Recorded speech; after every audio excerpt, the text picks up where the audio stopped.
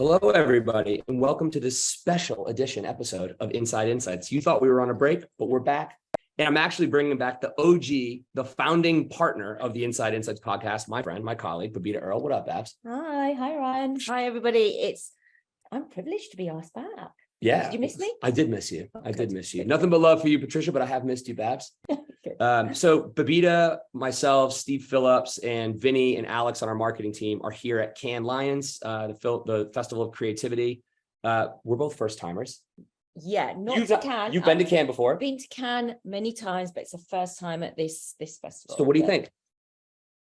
It is certainly overwhelming in the first day. You get here and you've got the Google Beach, you've got Spotify Beach, you've got so much content around you, and it's really figuring out why you are here, and then build your agenda around that. I mean, it's amazing. Like, you could just learn so much here from about, surprisingly, AI. We'll talk about that a little bit. So yeah, it's, for us being here, it's just an amazing opportunity, and it's really good to connect with customers, ad tech companies, publishers. It's a really good start for us as a brand. Yeah, absolutely. So I've never been to the Cannes before. And many of you probably are going to resonate with this. There's things in life, places in life that you aspire to go to, bucket list items, things that you sort of personify. And I've always wanted to come to the south of France. And for whatever reason, I've been privileged to travel to a lot of places, but I've never been. And I have this vision of the south of France playing volleyball on the beach. This conference is not that. But I was driving to an event last night, which is exactly a personification of this conference. And thank you, iHeartMedia, for having me. I had a wonderful time. And I saw the personification of a family playing volleyball on the beach. South of France is amazing. That was really at the one end of that high end of south of France. Yeah, it was so it's just beautiful here. And I'm used to being in places like New York City or London, where your after hours food is either a gyro or a kebab or a slice of pizza, and only in France is the late night food of fresh baguette with beautiful ham and cheese and everything. It's and beautiful. Even McDonald's is upmarket here. I've recommended that, actually. But it is a really cool event. I mean, I know obviously a lot of folks, like, this is the first time I've ever been, first time Babs ever been. It's a unique event. And I think, like, a few days into it, my observation is that this is a time for CMOs to celebrate their work and celebrate their creativity and get together as peers. And so there's clearly a tight-knit tribe. And the conference is absolutely overwhelming. And it's equal parts inspiration and a panel of advertising awards, but also each vendor is putting on insanely elaborate installations, whether they're on beaches or on boats or what have you. I got to see Lizzo play last night, which was pretty cool. I know. You were about 5 feet away from her, right? Yes, and she told me it's okay to say it's bad bitch o'clock publicly, because she is bad bitch, and I was so happy to see her. Inspirational. She's incredible. What an inspiring woman. Yes. So one of the things that I wanted to come here for was to learn about the things. So, in our business, we obviously help CMOs and innovators improve ad effectiveness and improve innovation effectiveness, but our customer is very much the insights department. And so we wanted to learn a little bit about some of the things that CMOs are thinking about. So we've had the chance to talk to many CMOs and listen to them. What are some of your observations of the things that the CMO is thinking about today? So data is a big thing, right? But it's the value of data. So it's really, for me, there's one clear message. CMOs are really focused on understanding their consumer and understanding how the audience they're targeting receive their brand and want them to receive their brand. So what that means for us as an industry is that us as a consumer insights and a data provider is absolutely critical within the CMO's ecosystem. So it's really about getting close to the consumer and understanding the consumer. And there are other big topics which are important to them, right? AI is talked about. We're talking about creative effectiveness and the long and the short of it, which some of you may have read the book, and it's still very, very relevant. So there's some new things, but I think there's some real trends which continue, but how you approach them obviously change. Yeah, I agree. I mean, I think there's been two kind of constructs for me that have stood out as throughout the conversation. And one of them is just the buzzword of the week, which is generative AI. Yes. But the balance of creativity and efficiency, we're in a tough economic climate, but Les Binet, Grace Kite, Tom Roach all did a presentation yesterday about advertising effectiveness, and looking solely at short-term lift is misleading. TV is still the most effective medium for long-term brand building. And the things that make up long-term brand building are different than the things that drive short-term sales. And so efficiency is on the other side. We need to sell more. We need to spend less. We need to be more effective. And so those tensions feel inherent to me. What I found interesting about all the discussions about the customer is it's such a departure from the day-to-day operation I see the insights community driving. They want an insight that inspires a big idea. And then they want data to inspire them as they create it. And the opportunity I see is so profound in leverage what we know, give the data to people, and as insights people, be the shepherd of the culture in the room to help creative people actually amplify ideas. And it's a really, really big tension. But I got to tell you, they're not talking about market research. They're not talking about ad testing. They're talking about improving their business. And we all as an industry need to understand that and be part of the conversation. But I think as we get our data more harmonized, as we get clear, and as we all upskill ourselves to be strategic storytellers, I've never felt more of a need for the capabilities we have as a consumer insights or market research industry. And I just feel that there's a greater savviness in understanding how to deploy different platforms. There was the one presentation that you and I went to there was this amazing curve around we're at the hype of digital, but now we're at the hype, the effectiveness of digital spend is even greater because the industry is knowing how to use it, right? For the first time, actually. For the first time ever. So that for me was like, okay, spend was high, but effectiveness was low in the period of hype. Like everybody needs to pile money into all these new platforms. But now where spend is dropping, effectiveness is increasing because advertisers and the marketing community are knowing how to use, and we as an industry have been helping that, right? We as an industry have been showing them how consumers respond to these platforms. And it is difficult, but we've got to continue providing these insights and providing value and providing an understanding of how consumers are responding to the changing advertising environment. So it's true. I mean, so one of the presentations was looking at econometrics and market mix models, and that's the data that Babita is talking about. And it took 10 years of a lot of money to figure out how to effectively deploy creative and it on different channels. And the key takeaways are that it needs to be native and it needs to be relevant to the audience. And so that doesn't mean take your TV spots and split it. And yet a lot of brands are still doing that. But what was interesting is the data that they were sharing also correlates to some of the stuff we've seen. So just yesterday, Zappi released a state of creative effectiveness report. And what we did was we looked at over 2,000 ads in the United States across categories. We talked to about 1 million consumers, and we dated back to 2019. And what we were looking for was what is driving short and long-term effectiveness of advertising over time. And as much as like the rise of digital, the calibration of knowing how to use digital is driving effectiveness, the net is we're just now returning to the creative effectiveness levels that we had during COVID. And if you remember COVID, everybody was vulnerable. Everybody needed something in their homes, but advertising was able to cut through with emotive creative. But the challenge was everybody had the violins and the empty stadiums and the empty streets. And so brand recall was massively problematic. And we know that that's important for both the short and the long of it. So I think as much as we've now sort of figured out all these channels, we need to be more creative. We need to do better. So I did a talk yesterday with the chief marketing officer at Instacart, as well as Steph Gantz from PepsiCo. We were talking about the power of using consumer insights, not to grade homework, but to learn. And that is a really big shift for us as an industry, go from marketing gives insights in order to insights understands all of the ecosystem. And these tools are there to take a bunch of ideas. And then, principles that we adhere to and speak to a lot of our customers about is this whole idea of experimentation, test and learn.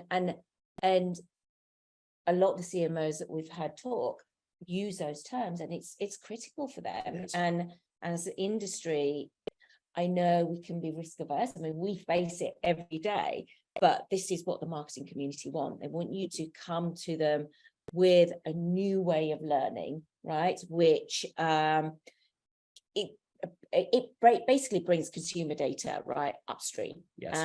and de-risks ultimately what they bring later on in the market. I mean, this is a conversation. I did an interview with Elaine Reckitt with KSV Ventures, and this is exactly what she was saying. It's, you know, the cost of releasing an ad. I mean, there's a lot of conversation about the Bud Light campaign. Yeah, it's been in it pretty much every talk, almost more than AI. Yeah, absolutely. It's Bud Light and AI, but you know, the risk of getting something wrong commercially is high. So that data is really needed upstream. And this is a point that she made very, very clear, was that this is why upstream early testing, test and learn is so critical to the marketing community and for insights professionals to bring to their marketing stakeholders. That's right. So we are gonna talk about AI for a few minutes. The truth is, I'm no longer gonna go to a single talk for the rest of my time here at Cadence about AI. Because, and I'm very proud to say, Laura from Instacart, Steph Gantz, and I did not utter the word artificial intelligence once, which was a goal of mine going into that. But it's everywhere. And I think I want to talk to you a little bit about it because I think it's actually really important. So what I learned from over 5 talks with a bunch of CMOs and then spot conversations throughout, everybody's leaning in to experiment. Nobody is willing to bet on a single language model. Yeah. And everybody is trying to balance the exponential productivity gains with the risk, the trust, the need for safety and quality. Yeah. And I was blown away. So Babita and I went to a session yesterday with the CEO of WPP and the CEO of NVIDIA. And what they have basically done is they've created this thing called an omniverse, which replicates the real world. And WPP has then codified all the film that they've created over the years into it. And one of the interesting sound bites that I learned, 97% of the film that they produce across all those agencies goes to waste. Yeah. So they've codified that to the AI. And so that allows them to basically create an ad in Namibia of a car driving down the road without ever having to go there. Well, yeah, I mean, this is where everybody's thinking about the implications of AI, right? For humans, for industry, for their jobs, everything. And the objective of their partnership was sustainability. Correct. Which really, I was like, oh. It makes sense, right? Yeah, they're flying people everywhere. Yeah, because they don't have to do that. And if they get something wrong, it doesn't matter. Although, let's be real, that's also for profit reasons. Let's not kid ourselves. Yeah, they're saving a lot of money not flying agency people around everywhere. There is that. And, and I think the other soundbite there was, you know, is where the human features within that process, because let's face it, everybody's saying, is AI going to take our jobs? What's it going to mean for my skills moving forward, or the skills of our children moving forward? And the point there was, you still need the creators, right? Infinite content doesn't mean infinite creativity. I think that's right. Yeah. Now, there is a degree of, I think there's we've heard talks from the chief operating officer of OpenAI, CMOs from high profile businesses, MarTech platforms, agencies, et cetera. Everybody's sort of saying the same thing. So I think there's a degree of, this is still early. Everybody's experimenting. And I do actually believe what they're saying, which is this is a great enabler of creativity. But think about what that means. It means you have to be working on the skills that enable creativity, your intuition, your empathy, your ability to think through hard problems, talk to people, get out of the goddamn house and go talk to people. That's what Scott Galloway said, get the fuck out of your house. One of my idols in life, I meet him yesterday, and he was wonderful. Not like he's going to listen to this podcast, but Scott, I appreciate you. I think it's a really important point, because this is going to make us much more efficient, much more effective. But it's also going to require us to upskill, because the stuff that keeps us busy will not be the same stuff that keeps us busy. Now, there's going to be new jobs created. Clearly, prompt engineering, I think, was referenced in every single talk. Because if you put the right prompts in an AI, you can get the things you need out of it. But there's 2 parts, I think, that are relevant that I want to unpack with you a little bit.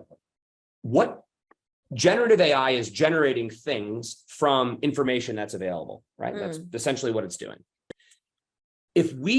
So I want to talk about consumers and potential risks of homogeny in this. So we can make our consumer insights data, if we make it programmatic, particularly all the pre-launch stuff, go into PepsiCo's internal omniverse so that they can use consumer insights data to bring why data into this matrix world we're living in. And I think why people do what they do is so important to understand the creative process, because what we're doing programmatically with the buy side is we're just optimizing on what they do. So it's inherently important for us to get our data into that matrix. So when they're creating, it's there. That's going to mean 5 years from now, when we're testing an ad, when we're measuring a brand, we're not doing it the same way we're doing it. We're asking one or two questions to optimize. But I know you've been to a few DE&I talks. We're both passionate about the topic. I want to quote Allison Scott, one of our colleagues at Zappi, who says, if you don't bring the right composition into the matrix, don't be surprised when the same shit happens in 30 years. Yeah. So what are some of the threads you've picked up on the need to diversify the data before we scale it? So today, actually, my theme of all my talks today are about cultivating equity and diversity. So I will have more content by the end of the day. But what I have seen so far is garbage in, garbage out, right? Now, that applies to, are we representing the consumer as a consumer is for that brand? And it was actually the panel just before yours that I was listening to. There were 3 individuals, and we refer to sort of minority groups in a certain way. They refer to people of color, people of varying sexual orientation as growth audiences. Oh, interesting. Yeah, and I sat there and went, actually, you're right. These groups are highly, highly valuable if they're targeted in the right way. So Correct. If we look at it not from a equity perspective, but even a commercial perspective, we know there's loads of sort of studies out there, like a more sort of diverse organization is more profitable, it's going to grow at a greater rate. But actually, these audiences are growth audiences. And I think that's how brands need to look at it. So yes, there is a concern actually around how AI, and when you programmatically feeding data, who we're going to exclude. But I think we need to look at it from a growth angle. And that gives it a much more sort of positive and something that you can sell more internally. Because I think the challenge is, everybody says, right, we do need to include more people of color, more Hispanic, but actually, what is the business value? And it's going back to what the CMOs will be thinking as well. It's true. I mean, I've talked to many people. I'll keep them all unbranded because I'll be disclosing some sensitive, gnarly shit. They need help to make a business case for sustainability and a business case for DE&I. And that's the truth. These are publicly traded companies that are responsible to shareholders. So the growth angle, Babita, is really smart. And so the Bud Light example is a really interesting thing, right? So the strategy was very clear. Engage in what I think is a very harmless influencer strategy to appeal to an audience that is a growth audience for them. And then doing that in isolation of your base customer is an intentional strategy that you need to be really coherent about the risks for. And if you're doing that, that's right, but you have to be willing to lean into it. It struck me that in that example, perhaps they weren't seeing the full picture of the risk, and perhaps the company didn't know what they were doing. And that's one of the risks of big brands rapidly experimenting. And so I think, there's ways you could have prevented some of that risk. Of course, you're not evaluating everything you do. But I think understanding that, because doing the right thing doesn't always mean growth, which is an interesting tension in that.